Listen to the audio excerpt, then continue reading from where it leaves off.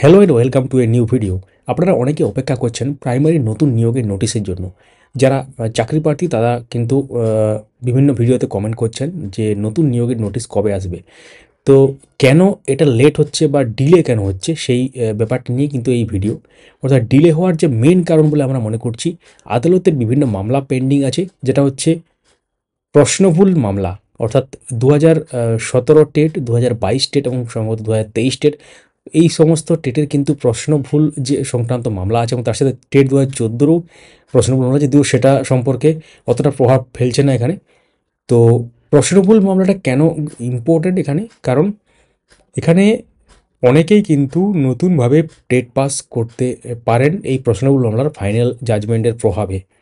তো সেই জন্য একটা বড় ব্যাপার, এবং তার সাথে ওবিসি সংক্রান্ত মামলাটাও কিন্তু পেন্ডিং আছে আদালতে।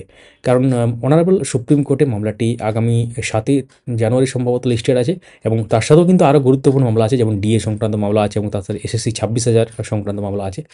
তো এই মামলাগুলোর জন্যই হয়তো দেরি হচ্ছে, যেটা অনারেবল আমাদের পর্ষদ সভাপতি তিনি বলেছেন যে মামলা বিভিন্ন মামলা পেন্ডিং আছে, এবং তার সাথে পর্ষদের আধিকারিকরাও বলছেন যে বিভিন্ন মামলা পেন্ডিং আছে।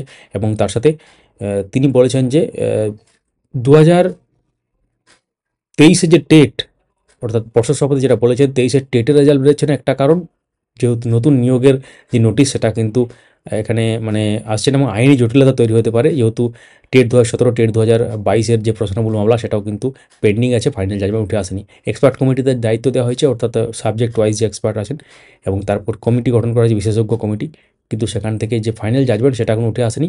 এবং তার সাথে টেট 2023 রেজাল্ট না বেরোনো আরেকটা কারণ হচ্ছে এখনও পর্যন্ত ফাইনাল যে অ্যান্সার কি সেটাও প্রকাশ পায়নি। 500 টাকা পার কোশ্চেন হিসাবে চ্যালেঞ্জ করেছেন অনেকেই।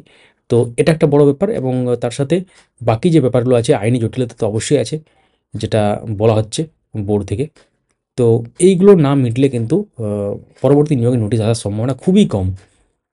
তো এই মুহূর্তে আমাদের যে 7 তারিখের দিকে নজর রাখতে হবে, কারণ 7ই জানুয়ারি ওবিসি সংক্রান্ত যে মামলাটা আছে ওটা যদি ফাইনাল জাজমেন্ট চলে আসে, তাহলে কিন্তু নিয়োগের নোটিশ আসতে কিন্তু মানে সম্ভাবনাটা, নিয়োগ নোটিশ আসার সম্ভাবনাটা কিন্তু বেড়ে যাবে।